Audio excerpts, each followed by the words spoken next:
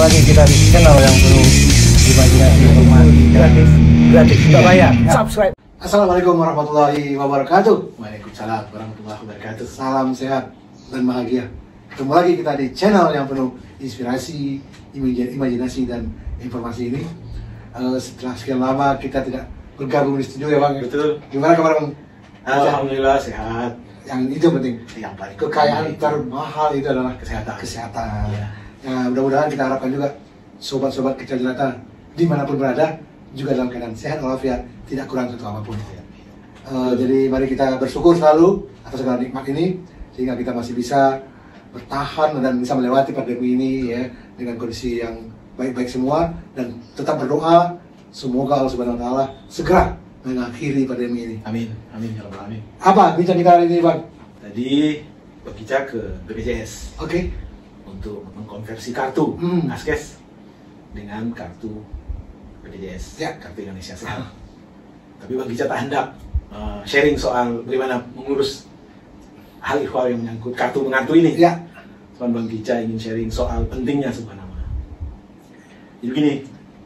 Kita dulu, sebelum masuk ke pentingnya sebuah nama, kita tadi bicara mengenai BPJS ya. Ya, ya. Jadi BPJS ini adalah badan penyelenggara jaminan sosial. Ya. Ada yang untuk kesehatan, betul. Ada yang untuk TK, tenaga kerja. Oh, iya, ini untuk kesehatan. Nah, ini mungkin perlu dijelaskan bahwa ada BPJS kesehatan dan ada BPJS tenaga kerja. Ya. Mungkin kita sebagai orang awam, sebagai masyarakat harus memiliki kartu BPJS untuk kesehatan. Ya. Atau tadi yang disampaikan bahwa betul. adalah kartu Indonesia Sehat. KIS. Nah, oke, silakan mengenai nama. Ya, jadi nggak sharing soal bagaimana mengurus konversi kartu dari Askes ke KIS ya. Tidak. Jadi soal nama. Jadi setelah istilahnya itu melengkapi semua dokumen, lalu mengantrilah di kantor BPJS. Nah, yang dekat rumah itu di daerah Pasar Minggu ya, Pancoran. Dan kita diberikan nomor antrian. Oke. Kebetulan Bang Gica mendapat nomor antrian 13 kalau nggak salah. Kita duduk di ruang tunggu yang secara protokol kesehatan oke lah, dan ruangannya nyaman gitu. Tetapi setelah 1 jam 2 jam, kok nggak dipanggil gitu kan? Nggak dipanggil tuh nama kita gitu. Yang nggak dipanggil? Padahal nomor udah dipanggil. Ya.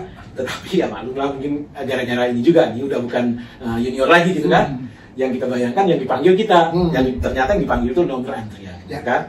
Artinya nomor yang diberi ini nama juga sebenarnya. Kalau bilang apa artinya sebuah nama, sangat berarti. Dalam antrian kalau kita tidak kita pahami bahwa nama kita berganti dengan nomor, ya kejadian seperti Bang Gica tadi. Gitu. Nah, ada lagi gini, ada teman yang bertanya kenapa vlog kita atau channel itu kita namanya Kicau Jelata. Kenapa bukan Aum Jelata, Gonggong Jelata gitu kan? Kenapa harus Kicau? Kicau Jelata. Jadi Bang Gica jawab bahwa Kicau itu adalah suara di kalangan unggas, itu suara jelatanya unggas lah, pipit apa segala macam gitu ya. Yang artinya dia mau pagi, siang, sore kalau memang harus berkicau, dia berkicau gitu kan. Lalu penggunaan kata jelata kan seperti yang kita dulu ini ya, kita emang jelata, bukan bangsawan, bukan hartawan, bukan ilmuwan ya. Artinya kita memberi nama kita ini soal dengan kicau jelata, ya memang kita mau netral, harus berkicau aja, bicara aja, dan kita nggak ngaku dalam kapasitas sebagai seorang politikus, sebagai seorang agamawan, sebagai seorang hartawan, apalagi bangsawan gitu kan. Kita jelata yang berkicau bebas, dan kicauan kita ini ya minimal buat diri kita gitu. Ya kan, kalau itu bermanfaat bagi teman-teman ya alhamdulillah gitu. Jadi gitu nih soal nama. Bagaimana kalau diskusi kita kerucutkan aja ke hal ihwal yang menyangkut nama, dan kita sempitkan ke nama manusia saja. Setuju. Coba. Tapi sebelum sampai ke situ, mungkin ya inspirasi juga nih untuk teman-teman sobat Kicau Jelata ya. Kalau ini kita berdua ini kan sudah senior, kita nggak mau sebut tua, kita senior. Ya, walaupun waktu di imunisasi termasuk kategori lansia. Lanjut usia. Tadi cerita Bang Kicau menarik bahwa teman-teman mungkin seusia kita ini ya, kita juga jarang untuk pergi ke tempat pelayanan umum. Ya, ternyata di tempat pelayanan umum itu karena manusia makin banyak, sudah diatur namanya sistem antri, queuing system ya. Jadi kita datang, kita langsung ditanya kepentingannya apa, langsung dikasih nomor. Itulah nama kita saat itu. Itu nama kita saat itu. Dan selalu ingat, bisa juga nanti dipakai nama juga.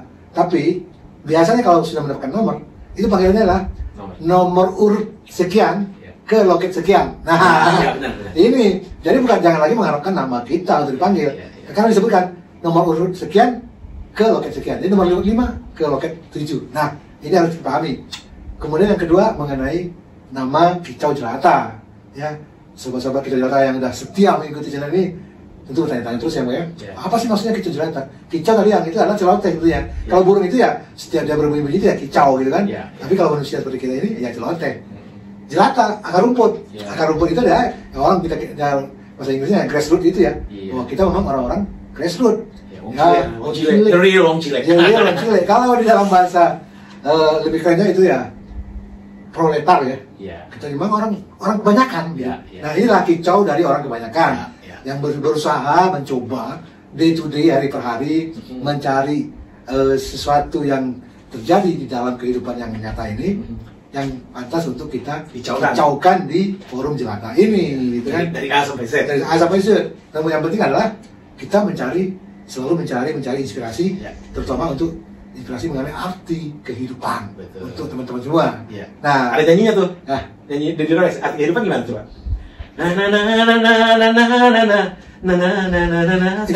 Ciptaannya siapa nggak tahu, tapi yang nyanyi itu adalah abang salah. Nika arti kehidupan. Nah, kita selalu menggali, mencari inspirasi dan membagikan ke sobat-sobat Kicau Jelata inspirasi apa yang kita dapatkan. Memang mungkin tidak terlalu signifikan, tidak terlalu fantastik, tapi minimal adalah yang kita cari, yang kita gali inspirasi. Kemudian kita bagi, mudah-mudahan bermanfaat untuk kita semua. Tetapi ya tetap main goalnya itu sebenarnya bagi kami berdua itu nasihat untuk diri. Nasihat diri. Harus, apalagi udah tua ya, udah senior ini harus sering-sering mengingatkan diri sendiri. Dan bagi yang mendengar mudah-mudahan bisa mengambil manfaatnya. Oke, kita lanjutkan lagi tadi bahwa kita akan berbicara mengenai nama terhadap manusia. Sebetulnya nama-nama manusia ini dari zaman Nabi Adam sudah ada. Ya Bang ya. Bahkan di dalam Al-Quran pun Allah berfirman bahwa Allah telah memberikan pengetahuan kepada Nabi Adam mengenai nama-nama yang ada. Bahkan ke malaikat pun nggak dikasih tahu. Hanya Nabi Adam yang dikasih tahu mengenai nama-nama. Jadi kita coba kerucutkan mengenai nama manusia. Pengaruh nama manusia, walaupun Shakespeare ya yang menyatakan bahwa apalah arti sebuah nama, ternyata nama ini sangat berarti.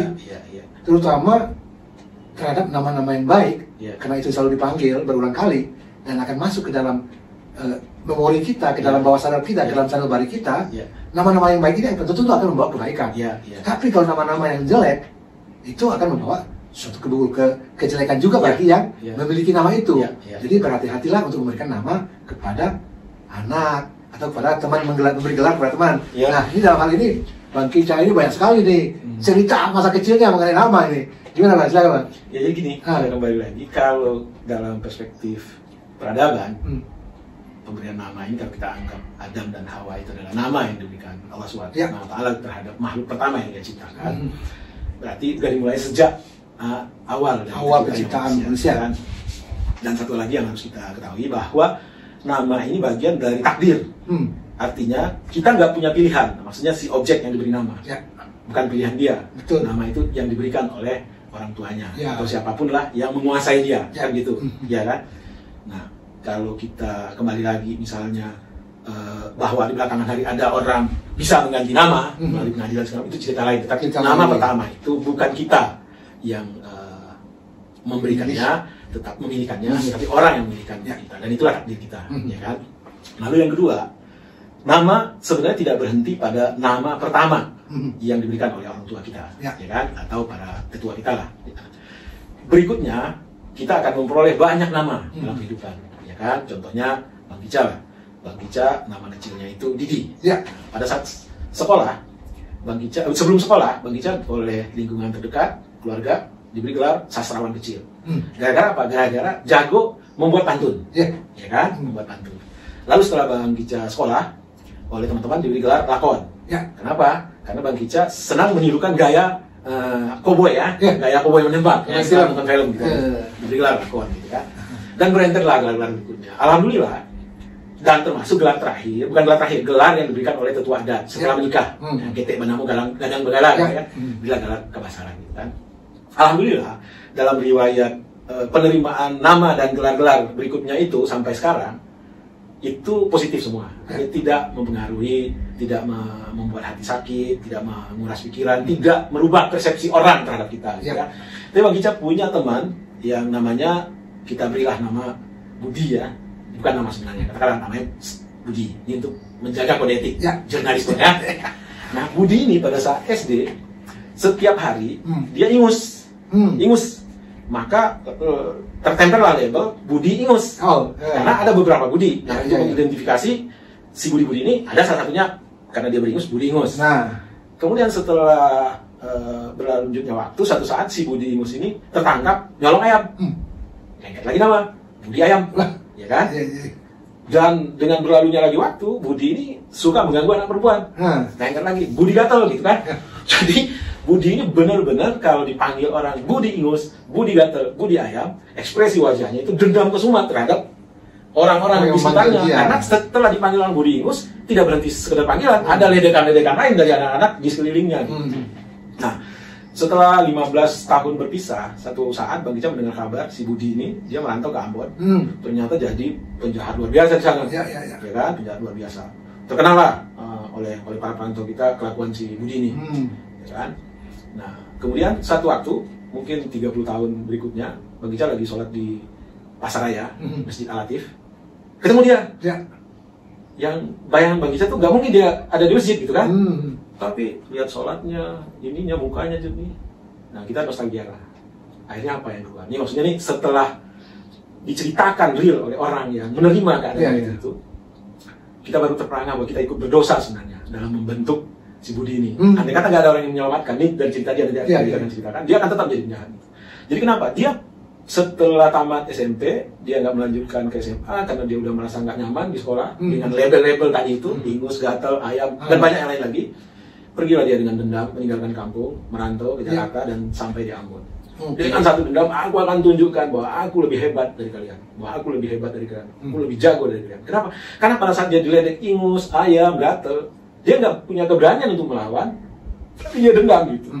Karena fisiknya kecil, kemudian posisinya juga secara sosial terpinggirkan, ya, istilahnya itu tetap aja kalau kita bilang nggak ada serata, tetap ada serata. Kan? Jadi dengan dendam kesumat itu bukan hanya diterapkan lingkungan, terhadap dunia, bahwa aku harus ini, jadilah dia ya tukang copet, tukang todong, pokoknya segala macam yang membuat masyarakat terancam dengan dia. Dan bagi dia itu suatu kebahagiaan, karena dia selama ini terancam oleh masyarakat, ya kan? Itu yang dia lakukan, sampai satu saat dia ketemu sama orang yang bisa istilahnya itu dari hati ke hati menaklukkan dia. Nah, jadilah dia yang pas Bang Ica ketemu sudah berubah segala macam. Dan Bang Ica dapat hikmah, memang sangat berbahaya kalau kita melabel orang dengan panggilan-panggilan yang tidak baik gitu. Karena itu tidak saja tidak boleh atau berdosa dari sisi agama, juga akan mengakibatkan orang tersebut tumbuhnya itu penuh dendam terhadap lingkungannya, dan kita berkontribusi membuat orang yang tumbuh dengan dendam karakternya juga nggak bagus kan, dan kita yang berdosa sebenarnya, bukan Budi yang teman-teman. Bukan Budi. Itu coba Bu Jala, kira-kira gimana itu? Jadi kita juga ikut andil ya, membuat seseorang menjadi jelek, menjadi buruk perangainya, ya, karena kita memanggil sesuatu yang buruk kepada dia. Kalau kita memberikan memanggil yang terbaik, dia akan jadi baik kan? Betul. Misalnya, kebalikannya nih, ada teman kita yang memang kalau yang parlente waktu masih kecil masih SD, kita bilang panggil direktur, mungkin terwujud juga, dia jadi direktur, ya itu aja kan, gitu ya. Nah, kembali lagi, Pak, kita harus hati-hati untuk melabel seorang dengan nama-nama yang kurang bagus, karena ya belum tentu dia itu lebih jelek dari kita. Ya, kita melabel orang dengan yang jelek, mungkin kita sendiri juga kita nggak tahu seperti apa. Nah, karena kita nggak bisa menilai diri sendiri. Jadi, mari jangan lagi kita melabel seorang dengan gelar-gelar yang jelek seperti itu. Benar. Gimana? Jadi kalau gini, ada satu ilmu namanya itu memetika ya. Memetika itu katakanlah semacam ya sebutan atau apa lah yang kita berikan gitu ya. Dan itu sebenarnya kategorinya kan nama gitu. Itu lebih berbahaya daripada virus. Meme ini. Memetika. Kalau virus ini kan dia menyerang kita. Dia akan hidup di kita. Oke. Tapi kalau meme ini, sekali kita sebut gelaran atau meme jelek terhadap seseorang, itu dia hidup di diri kita. Si A ini maling. Di diri kita hidup si A itu maling. Dan orang-orang lain yang di sekitar si A yang mendengar hidup itu si A itu maling. Gitu. Ya kan, padahal belum tentu maling gitu kan. Iya kan? Jadi sebenarnya pemberian nama atau gelaran buruk terhadap seseorang itu jauh lebih kejam daripada serangan satu virus terhadap makhluk ya. Virus menyerang makhluk hanya akan hidup di makhluk yang diserang. Tetapi nama buruk, label buruk, meme buruk itu akan hidup di hati dan pikirannya orang yang disebut, hati dan pikirannya orang yang menyebut, dan hati dan pikirannya lingkungan yang mendengar. Ya. Demikian dahsyatnya kemudian nama buruk. Dan itu saling menghidupkan makin membesar, Ya. dan nyata jadinya gitu kan ya. Ya. Oke, baik, saya kira itu ya bincang-bincang kita mengenai nama. Dan kembali lagi, mari kita selalu kalau bisa memberikan nama-nama yang terbaik untuk sahabat-sahabat kita, teman-teman kita, anak-anak kita apalagi. Ya, memang harus berhati-hati. Kadang-kadang orang tua memberikan nama anak pun asal gabung-gabung aja nih Pak. Gabung-gabungin nama orang tuanya, nama kakeknya, neneknya. Oke, ini begitu digabung jadi tanpa melihat misalnya ke vocabulary ataupun ke kamus ataupun daftar nama-nama, namanya itu artinya jangan jelek. Nah ini disitu harus berhati-hati supaya jangan sampai jadi seperti itu. Memang bagus-bagus saja kan kita gabung-gabung nama, kita penggal, kita jadikan satu. Setelah itu coba kita lihat ataupun kita googling dulu. Ini artinya apa? Mungkin dalam bahasa Spanyol artinya apa? Di bahasa Inggris lain lagi artinya gitu kan. Sebenarnya kalau kita dalam bahasa di Indonesia ini, bahasa daerah ini artinya apa? Ini ya contoh-contoh aja misalnya ya mungkin kita bicara singkatan nama Wika misalnya. Mungkin ibunya Dewi, bapaknya Kani, Wika gitu kan. Dibawa ke daerah mana artinya lain itu. Ya, Wika itu lain artinya. Tapi di tempat lain bagus artinya kan gitu. Ya, ini mungkin perlu hati-hati di situ untuk memberikan nama apalagi kepada manusia. Ya, mari semoga kicau kita yang apa adanya, yang sederhana ini bisa memberikan inspirasi kepada teman-teman semua. Mari kita saling memberikan nama-nama yang terbaik supaya membawa perilaku yang baik kepada yang menyandang nama itu. Ya terakhir nih, bagi teman-teman yang belum subscribe, subscribe itu gratis dan itu sedekah. Kenapa sedekah? Karena dengan subscribe tersebut, Bang Kica dan Bung Jela akan lebih semangat lagi untuk bikin konten-konten. Sedekah gratis, subscribe. Dan jangan lupa kalau memang merasa bermanfaat, itu di-share ke teman-teman yang lain, sehingga teman-teman lain juga bisa menikmati kicauan ini. Oke, ada masukan komen. Jangan lupa komen. Jadi lengkap ya. Pertama like, subscribe, share, and comment. Oke, Bang. Siap. Sampai ketemu lagi di Kicau yang datang. Salam sehat dan bahagia. Assalamualaikum warahmatullahi wabarakatuh. Waalaikumsalam warahmatullahi wabarakatuh.